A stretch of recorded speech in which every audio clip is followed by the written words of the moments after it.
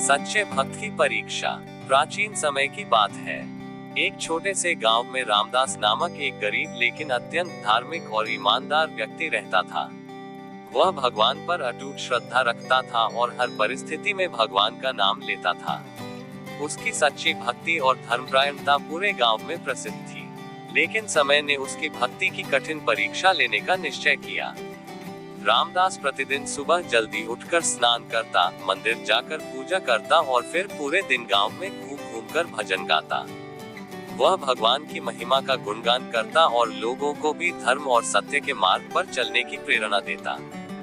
भले ही उसके पास धन दौलत न थी, लेकिन वह कभी किसी के आगे हाथ नहीं फैलाता था। वह हमेशा यही कहता, भगवान मेरे पालनहार हैं, वे मुझे कभी भूखा नहीं रखेंगे। लेकिन समय का फेर देखिए, कुछ ही दिनों में गांव में भयंकर अकाल पड़ गया। बारिश न होने से खेत सूख गए, अनाज खत्म हो गया और गांव में भूखमरी फैलने लगी।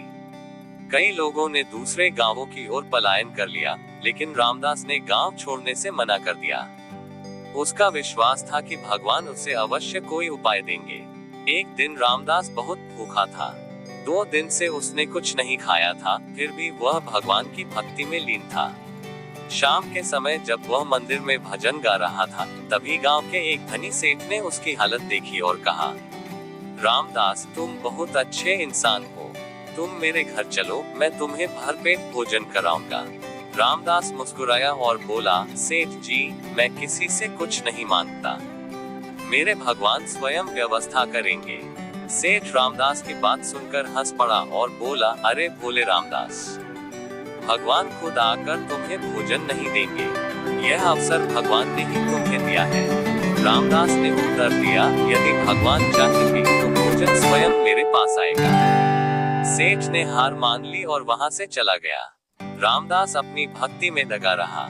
उसी रात एक अजनबी व्यापारी गांव आया, जिसे अपने सामान से भरी बैलगाड़ी यहीं रोकनी पड़ी क्योंकि बैल बहुत थक चुके थे। उस व्यापारी ने गांव के लोगों से कहा, यदि कोई मेरी मदद करेगा तो मैं उसे भरपेट भोजन दूंगा। गांव वालों ने उसे रामदास के बारे में बताया। व्यापारी रामदास के पास गया और बोला, महात्मा जी, मैं एक व्यापारी हूँ और मेरी गाड़ी में अनाज भरा है। यदि आप मेरी मदद करें तो मैं आपको भोजन दूंगा। रामदास ने मुस्कुराते हुए कहा, भगवान ने मेरी सहायता भेज दी। फिर वह व्यापारी की मदद करने लगा। व्यापारी प्रसन्न हुआ और रामदास को बहुत सारा अनाज भेंट में दे दिया। सबक, रामदास की भक्ति और धैर्य ने उसे अंततः सफलता दिलाई। भगवान ने उसकी परीक्षा ली, लेकिन अंततः उसकी सच्ची श्रद्धा और विश्वास को देखकर सहायता भेजी। निष्कर्ष, ये कहानी हमें सिखाती है कि सच्ची श्रद्धा और विश्वास रखने वालों को भगवान कभी निराश नहीं करते।